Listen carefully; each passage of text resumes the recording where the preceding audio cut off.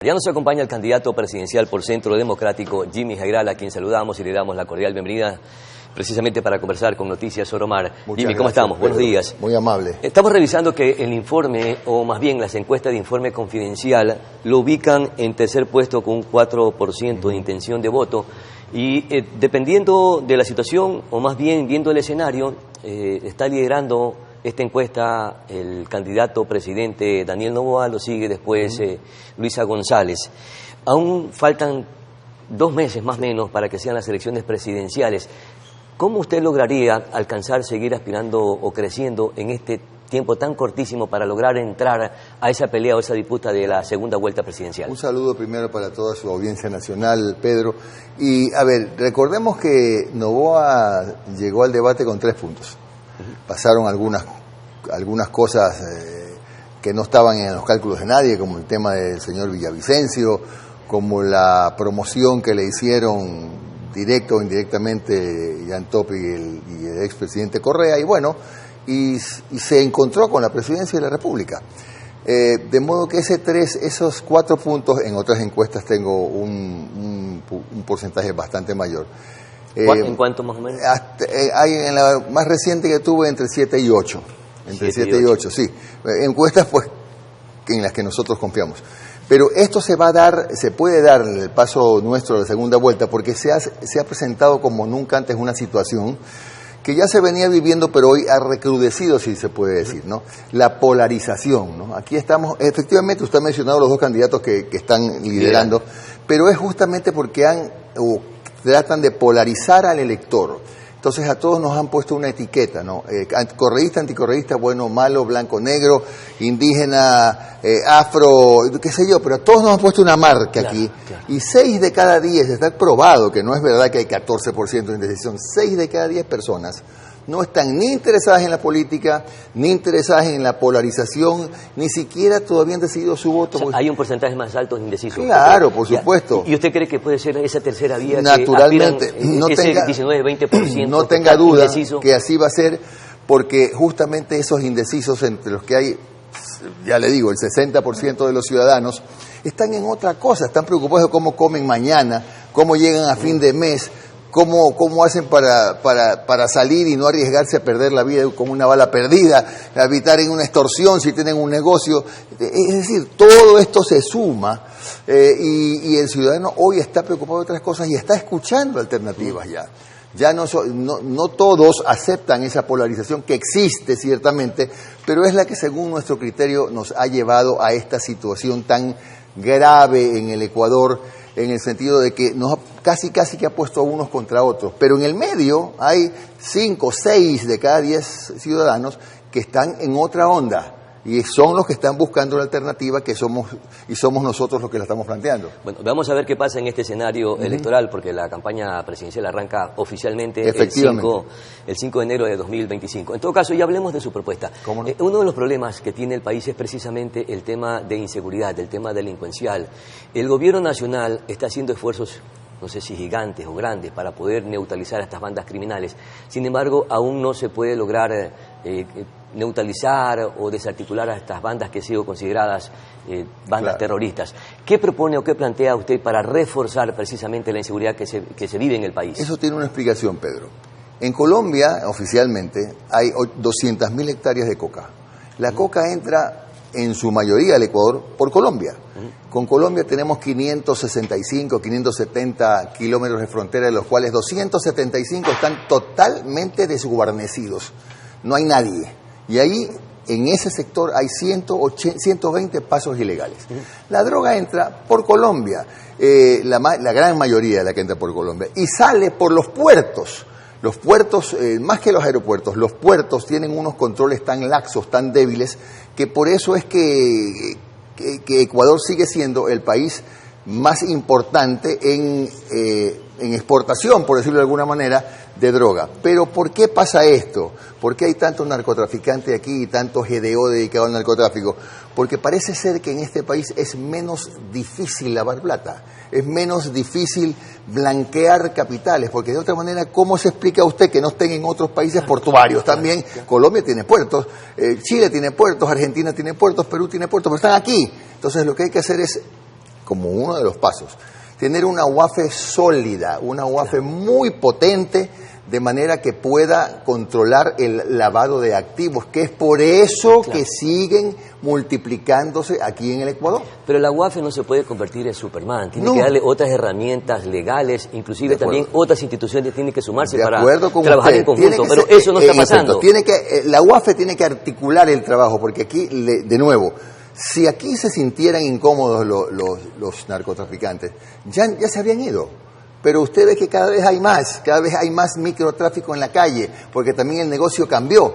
Antes el narcotraficante recibía la droga y pagaba con billetes. Hoy recibe la droga y paga una partecita con billetes y otra parte con droga, que tiene que hacer la plata. ¿Cómo le hacen plata? En los barrios, en los sectores populares de las ciudades, puntualmente casi siempre portuarias, donde reclutan a jovencitos, a adolescentes por 500, 600 dólares al mes. Con eso llevan un plato de comida a su casa, pero son el ejército de distribuidores de droga en las calles. Ya, estos sectores que usted menciona definitivamente son estratégicos y se han evidenciado como frágiles, además han sido permeables.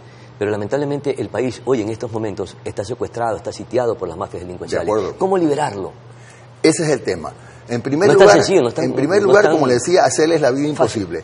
En segundo lugar, para lavar, hacerles la vida o sea, desbaratar las estructuras financieras criminales. Pero el problema es el flujo de dinero, el problema es el blanqueo. Allí está posiblemente el fondo del tema.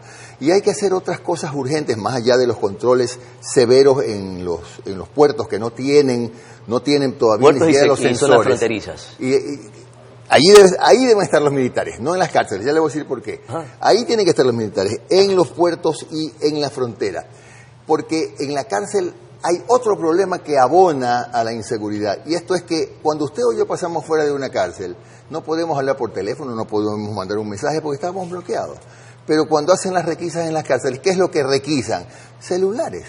Celulares, algo de droga. ¿Por qué celulares? Afuera estén bloqueados porque no está inhibida la señal para los que pasamos por afuera, pero de adentro hacia afuera sí pueden.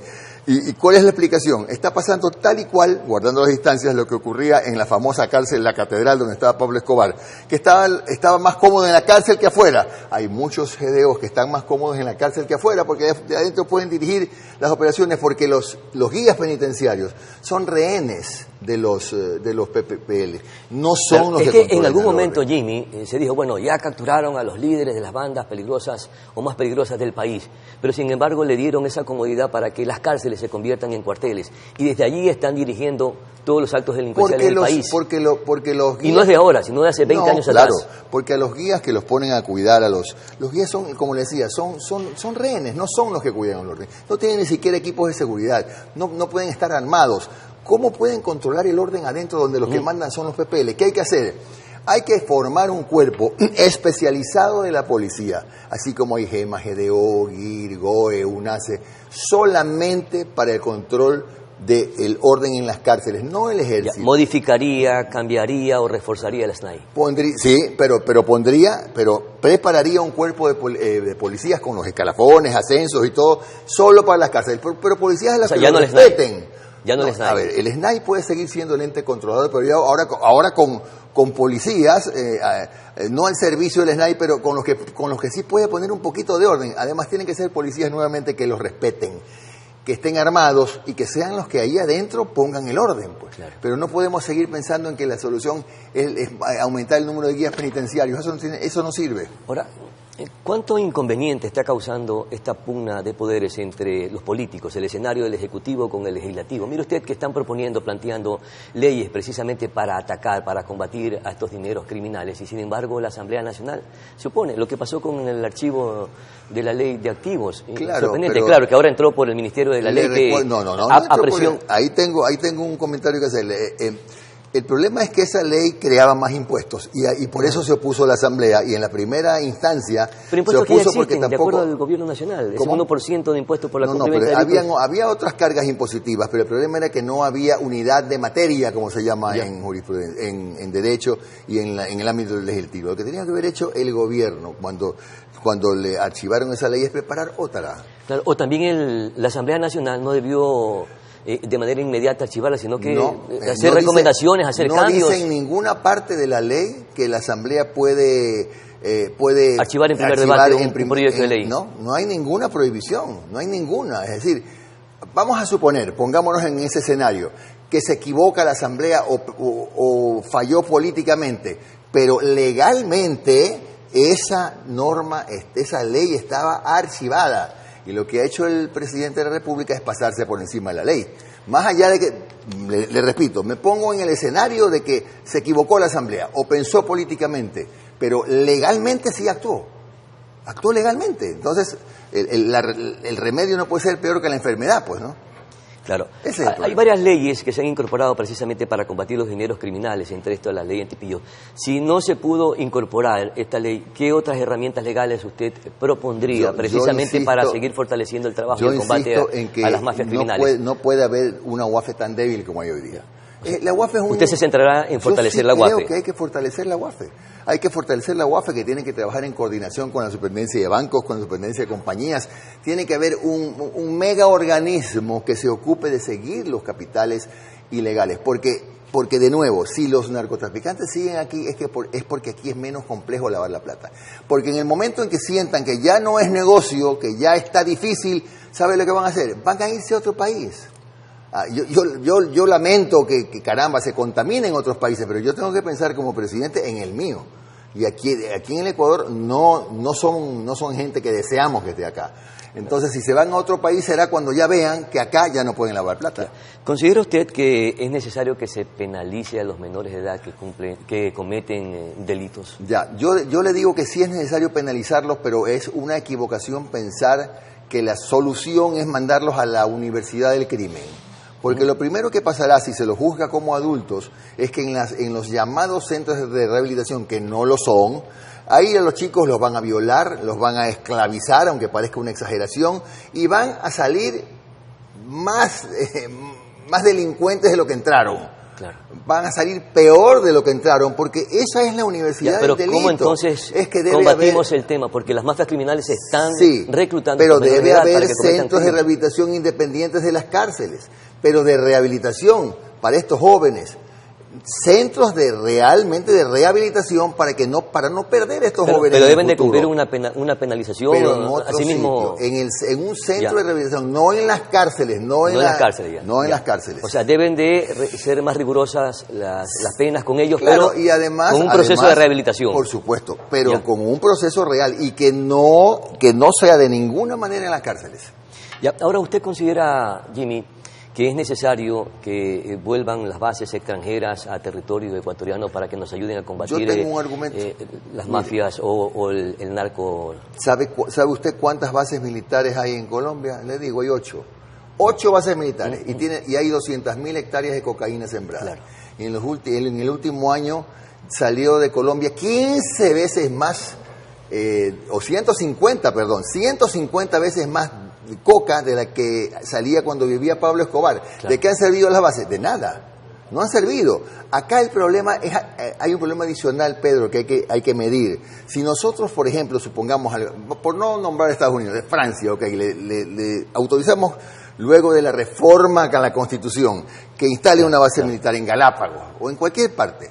Resulta que se desencadena un conflicto bélico del que estamos muy cerca y de la base militar de Francia se desata una operación dura. Nosotros estamos asumiendo también como nuestra esa guerra, porque esa base está en territorio del Ecuador. Entonces, ¿a cuenta de qué? Con tanto problema que tenemos, esa no es nuestra guerra. Nuestra guerra no puede. Perfecto. Entonces, tenemos otras batallas. Pero ¿cómo resolvemos el problema? Porque la situación es tan compleja. Estamos secuestrados por las mafias criminales. No podemos desbaratar los dineros criminales precisamente que financian esta guerra a favor.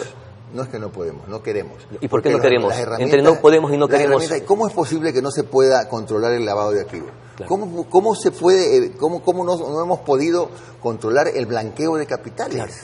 Pero es que, de nuevo, aquí debe ser fácil hacerlo, porque si no estuviera en otro país. No ha funcionado la ley de extinción de dominio, no ha funcionado la ley antipillos. Entonces, si no funcionan las leyes, ¿de qué dependería para fortalecer esa UAFE? Dependería de que... Más allá de que se puede y no se puede. Vea, las instituciones existen. Está la UAFE, que hay que fortalecerla, no puede seguir siendo una pequeña oficina. Está la superintendencia de bancos, superintendencia de compañías, para trabajar en conjunto, inteligencia policial. Es decir, lo que hay que hacer es un organismo que se encargue puntualmente del seguimiento de los capitales irregulares, del dinero sucio, como le decimos. A ver, el país no ha estado preparado para enfrentar esta guerra, no tenemos servicio de inteligencia efectivo, eficaz, no contamos con tecnología que nos permita poder enfrentar esta guerra y no sé si tengamos o no una estrategia de seguridad que nos permita reforzar este trabajo. Necesitamos necesariamente aliados extranjeros o países extranjeros que nos ayuden a combatir esta batalla. Ya en este momento sé que a través de la cooperación internacional u otras herramientas. La cooperación hay que aceptarla. Claro. Lo que yo digo es que las bases no sirven. Ya. La cooperación hay que aceptarla. De hecho, conozco ya que el gobierno ha autorizado a buques de la Armada estadounidense para custodiar en los límites del mar territorial pues el tránsito irregular de droga porque mire, el 85% de la droga que sale del Ecuador y del mundo es por vía marítima, no es por aire. Entonces, eso está bien, o sea, la cooperación internacional es bienvenida, la lucha contra las drogas debe ser mundial, pero también habrá, bueno, aunque nosotros como un país de este porte no sé cuánto peso tenga, pero también hay que pedirles a los países consumidores que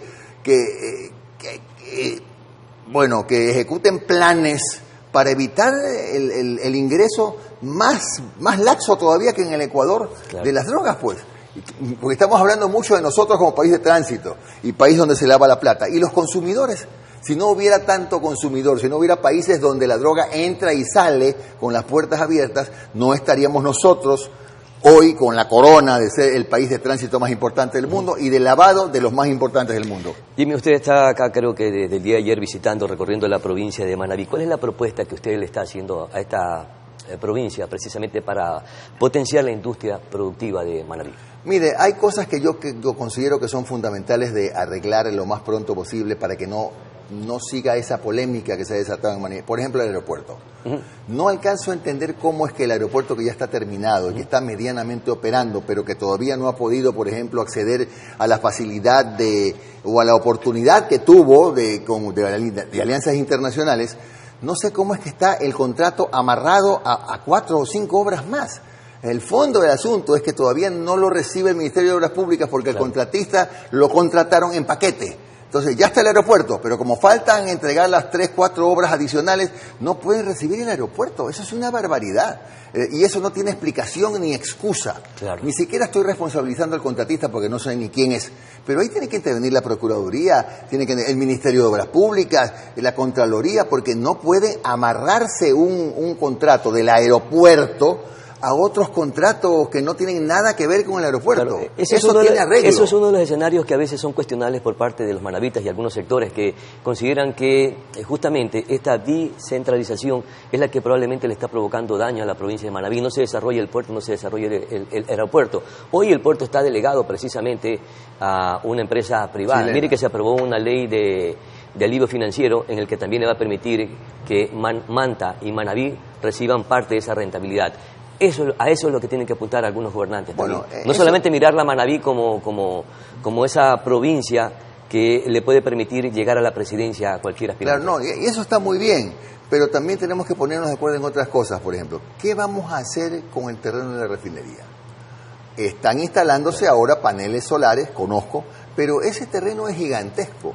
Claro. Ahí tiene que el presidente de la República sentarse con las fuerzas vivas de Manabí y resolver, conversando, dialogando, qué quieren hacer con el... Hay 3 opciones, escojan. Pero lógico, pero a ver, y hay que presentar planes, pues, proyectos, hablar con las fuerzas vivas de Manabí y convenir, por ejemplo, pongámonos un plazo, 60 días para presentar proyectos, para ver qué hacemos con ese terreno. De pronto se justifica una refinería. Claro. ¿Sabe por qué le digo que puede ser como opción? Porque nosotros estamos pisando 40.000 millones de dólares de reservas aquí abajo de los pies de nosotros de petróleo. Y si queremos pasar a la energía limpia, que es lo que todos queremos, a la transición, claro, todos lo queremos, tenemos que estar preparados para eso y no estamos preparados. ¿Y con qué se hace eso? Con plata. Porque ¿dónde están los parques térmicos, los parques eólicos, las nuevas hidroeléctricas? ¿Dónde están? No están, porque no hay. Entonces hay que extraer el petróleo, como está haciendo todo el mundo. La vez pasada conversamos de ese tema. Así es.